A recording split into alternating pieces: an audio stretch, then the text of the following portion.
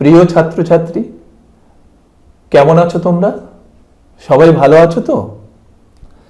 আজকে আমি দশম শ্রেণীর পাঠ্য পাবলো নেরুদার লেখা অসুখী একজন কবিতাটি আলোচনা করব। তার আগে সংক্ষেপে একটু কবি পরিচিতি আর কবিতার প্রেক্ষাপট নিয়ে একটু আলোচনা করা যাক। দেখো, পাবলো নেরুদা চিলির একজন বিখ্যাত কবি ও দক্ষ রাজনীতিবিদ। 1904 সালের 12 জুলাই তিনি জন্মগ্রহণ করেন। তার প্রকৃত নাম নেপতালি রিকার্দো রেস বাসুয়ালতো। পাবলো নেরুদা তার এই ছদ্মনাম মূলত দুটি কারণে ব্যবহার করেছিলেন।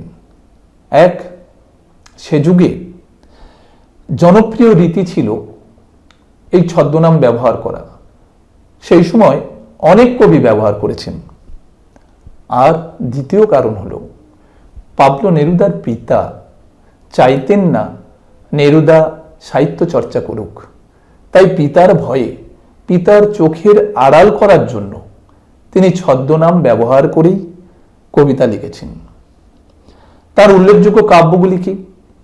এক্সট্রা ভাগারিয়া, 20 love poems and a song of despair, residence of earth, Spain in our heart ইত্যাদি উল্লেখযোগ্য।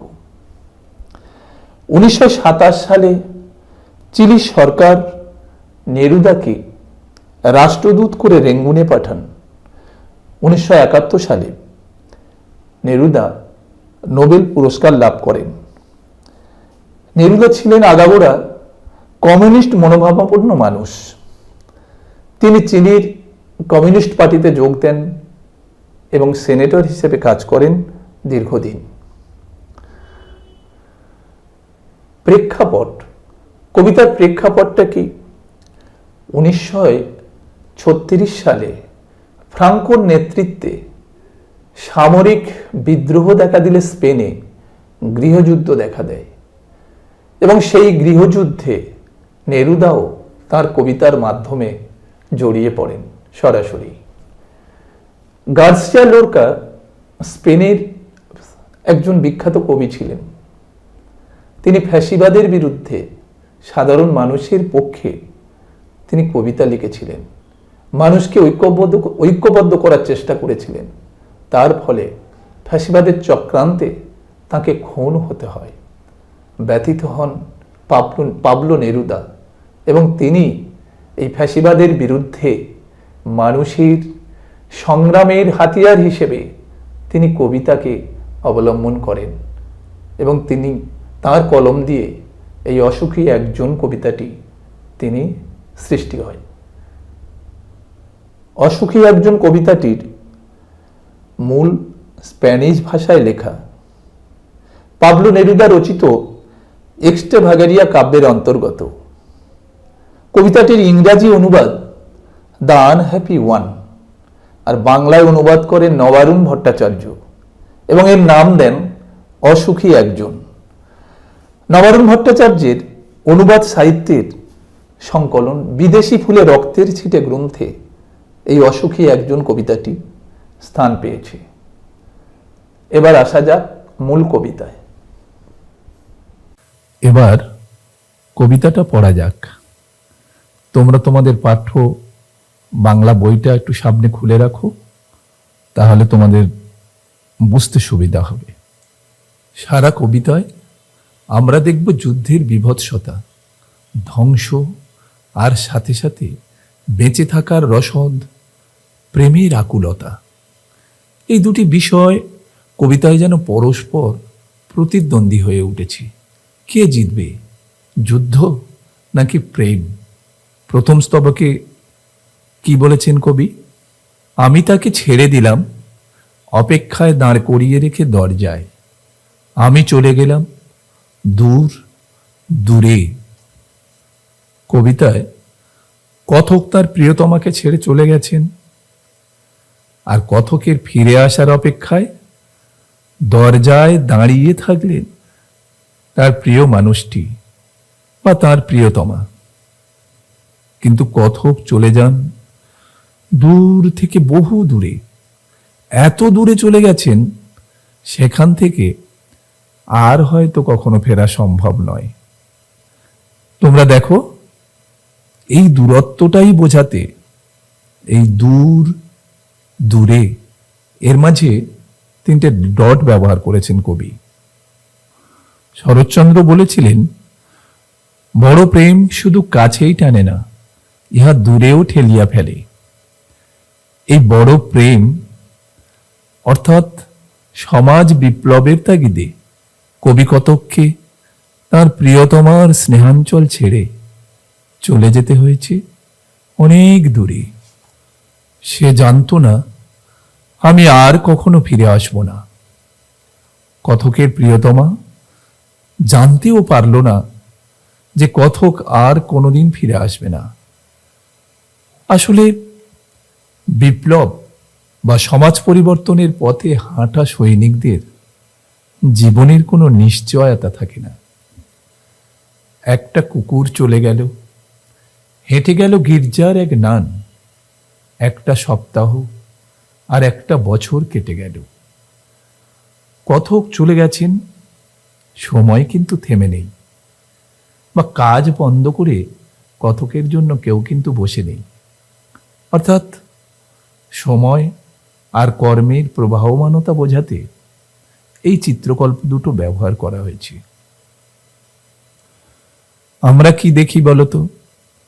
কুকুর অনেক সময় কোনো উদ্দেশ্যে ঘুরে বেড়ায়, আবার কখনো উদ্দেশ্যহীনভাবে ঘুরে বেড়ায়। এখানে কথক চলে যাওয়ার পরেও সময়টা যে থমকে নেই, সবকিছু যে থেমে নেই, সে কথা বোঝাতেই এই কুকুর হেঁটে যাওয়ার চিত্রকল্পটি এখানে ব্যবহার করা হয়েছে। আর গির্জার নান, নান কথার অর্থ কি? খ্রিস্টান সন্ন্যাসিনী, যিনি হেঁটে যান তার স্বাভাবিক ছন্দে, তার কাজের তাগিদে। অর্থাৎ সময়ের সাথে কর্মের যে ধারা, সেটাও থেমে যায়নি। আর এভাবেই কথকের কেটে গেল একটা সপ্তাহ এবং তারপর একটা বছর। এর পরের পংক্তিতে কবি কি বলেছেন? বৃষ্টিতে ধুয়ে দিল আমার পায়ের দাগ, ঘাস জন্মালো রাস্তায়, আর একটার পর একটা পাথরের মতো, পরপর পাথরের মতো বছরগুলো নেমে এলো তার মাথার ওপর। ঘর ও স্বদেশ ছেড়ে যাওয়ার পর কেটে গেছে একটা বছর। কথকের কথা মানুষের মন থেকে মুছে গেছে ধীরে ধীরে। বৃষ্টিতে ধুয়ে দিয়েছে কথকের পায়ের চিহ্নটুকুও। সমাজ বিপ্লবের তাগিদে যে রাস্তা দিয়ে কথক চলে গেছিলেন, সেই রাস্তায় ঘাস জন্মে গেছে, মুছে গেছে কথকের স্মৃতিচিহ্ন। পাহাড়ি এলাকায় যখন ধস নামে, তখন একটার পর একটা পাথর নেমে এসে রাস্তার দখল নেয়, তেমনি বছরগুলো যেন পাথরের মতো নেমে এসেছে মেয়েটির মাথার উপর। আসলে বিচ্ছেদ বেদনা মেয়েটির কাছে হয়ে উঠেছে একেবারে দুর্বিষহ। তোমরা অনুভব করার চেষ্টা করো, বছরের পর বছর তোমাদের কোনো প্রিয়জন যদি ফিরে না আসে, কতটা যন্ত্রণাদায়ক হয়ে ওঠে সেই সময়। আর কবিতায় কথকের প্রিয়তমার কাছে সেই সময় যেন পাথরের মতো কঠিন। তারপর যুদ্ধ এলো, রক্তের এক আগ্নেয় পাহাড়ের মতো। শিশু আর বাড়িরা খুন হলো, সেই মেয়েটির মৃত্যু হলো না। আগ্নেয়গিরিতে যখন অগ্নুপাত হয়, তখন পর্বতের আশেপাশের সব কিছু ধ্বংস হয়ে যায়, আগুনে পুড়ে ছাই হয়ে যায় সৃষ্টি। আর ঠিক সেইভাবেই যেন রক্তের এক আগ্নেয় পাহাড়ের মতো এই যুদ্ধটা এলো। আগ্নেয়গিরির লাভার পরিবর্তে চারিদিকে যেন রক্তের স্রোত, এই যুদ্ধের তীব্রতা এতটাই ছিল, আর সেই তীব্রতা বোঝাতে আজকের আগ্নেয়গিরির অগ্নুপাতের সাথে তুলনা করা হয়েছে এই যুদ্ধ। এই যুদ্ধে কি হলো? শিশু আর বাড়িরা খুন হয়ে গেল। এখানে শিশু হলো সরল, নিষ্পাপ ভবিষ্যৎ প্রজন্মের প্রতীক, আর অন্যদিকে বাড়িরা হলো কি? পারিবারিক বন্ধন, যা নিশ্চিত নিরাপত্তার প্রতীক। এই যুদ্ধে সব শেষ হয়ে গেল, কিন্তু সেই মেয়েটির মৃত্যু হলো না। তোমাদের মনে হতে পারে সব তো ধ্বংস হয়ে গেল, কিন্তু মেয়েটি কিভাবে বেঁচে গেল? মেয়েটি মরেনি, কারণ মেয়েটি এখানে প্রেমের প্রতীক। প্রেম শাশ্বত, তার মৃত্যু নেই। চিরন্তন ভালোবাসা কখনো মরে না। সমস্ত সমতলে ধরে গেল আগুন। শান্ত হলুদ দেবতারা, যারা 1000 বছর ধরে ডুবেছিল ধ্যানে, উল্টে পড়ল মন্দির থেকে টুকরো টুকরো হয়ে। তারা আর স্বপ্ন দেখতে পারল না। সমতল হলো মানুষের বাসভূমি। যুদ্ধ আসার ফলে সেই সমতলে আগুন লেগে গেল। আর আগুনের চরিত্র কি তা তো তোমরা জানো। আগুনের চরিত্র সবকিছুকে ভস্মীভূত করা, পুড়িয়ে ছাই করে দেওয়া। অমানবতার আগুন ধ্বংস করে দিল মানুষের সমস্ত মূল্যবোধ আর মানবিকতা। শান্ত হলুদ দেবতারা, এখানে তোমাদের মনে একটা প্রশ্ন জাগবে, দেবতাদের হলুদ বলার কারণ কি? আদিকাল থেকে মানুষই দেবতা গড়েছে। তাদের কাছে মঙ্গল আর শান্তি চেয়েছে। দেবতারা যেন শান্তির প্রতিভূ। আর হলুদ শব্দটি এখানে জীর্ণতা, বিবর্ণতার প্রতীক।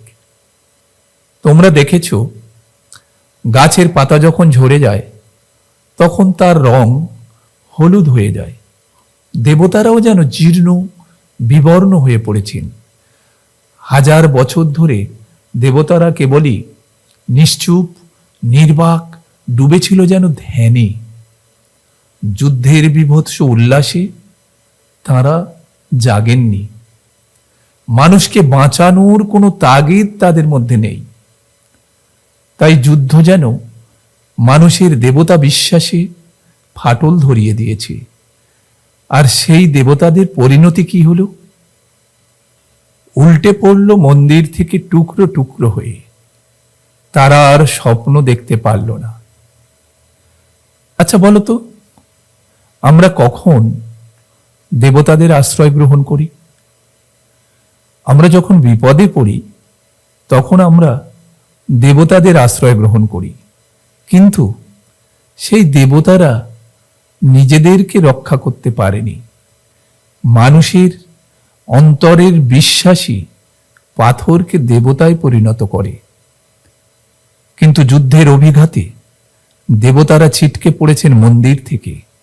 ভেঙে টুকরো টুকরো হয়ে গেছে তাদের শরীর। দেব বিশ্বাস যেন হয়ে পড়েছে এক অস্তিত্বহীন। তাই তারা আর স্বপ্ন দেখতে পারল না। এর পরের পংক্তিতে কবি কি বলেছেন?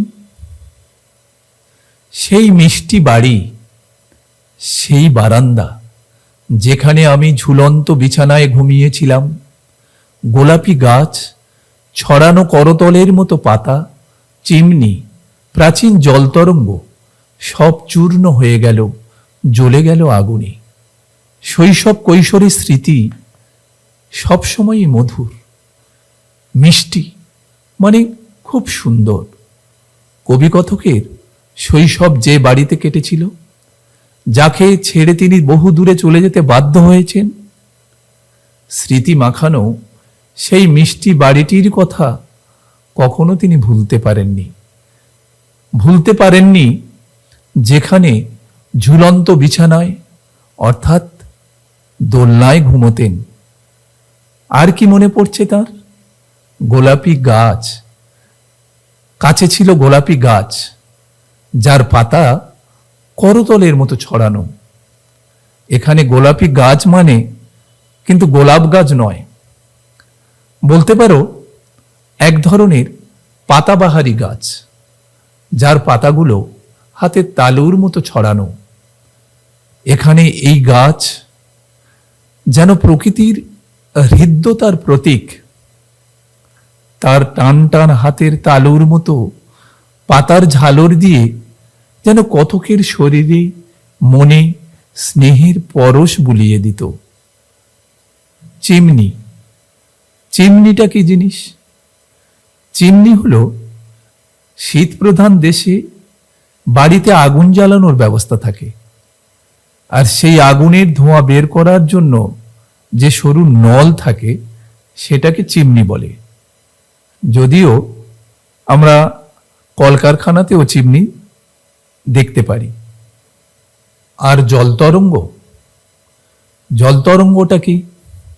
জলতরঙ্গ হলো একটি বাদ্যযন্ত্র বিশেষ, যার বাজনা অত্যন্ত শ্রুতিমধুর। এই বাজনা কবি কথককে বিমুগ্ধ করত। এসবের পরিণতি কি হলো? সব চূর্ণ হয়ে গেল, জ্বলে গেল যুদ্ধের আগুনে। শেষ স্তবকে তোমরা দেখো যুদ্ধ পরবর্তীকালের যে পরিস্থিতি, সেই পরিস্থিতির কথা এখানে কবি বর্ণনা করেছেন। যেখানে ছিল শহর, সেখানে ছড়িয়ে রইল কাঠ কয়লা, দোমড়ানো লোহা, মৃত পাথরের মূর্তির বিভৎস মাথা, রক্তের একটা কালো দাগ। আর সেই মেয়েটি আমার অপেক্ষায়। যুদ্ধের অভিঘাতে যেখানে শহর ছিল, সেখানে ছড়িয়ে রয়েছে শুধু কাঠ কয়লা। তোমরা যদি কখনো শ্মশানে যাও, সেখানে কাঠ কয়লা দেখতে পাবে। অর্থাৎ কবি এখানে বলতে চেয়েছেন, একটা প্রাণবন্ত শহর যুদ্ধ শেষে তা যেন শ্মশান ভূমিতে পরিণত হয়েছে। চারিদিকে দোমড়ানো মোচড়ানো লোহা, অর্থাৎ ঘর বাড়ি অট্টালিকা কারখানা যা কিছু ছিল সব ধ্বংস হওয়ার পর তাদের দোমড়ানো মোচড়ানো লোহাগুলো চারিদিকে ছড়িয়ে ছিটিয়ে আছে।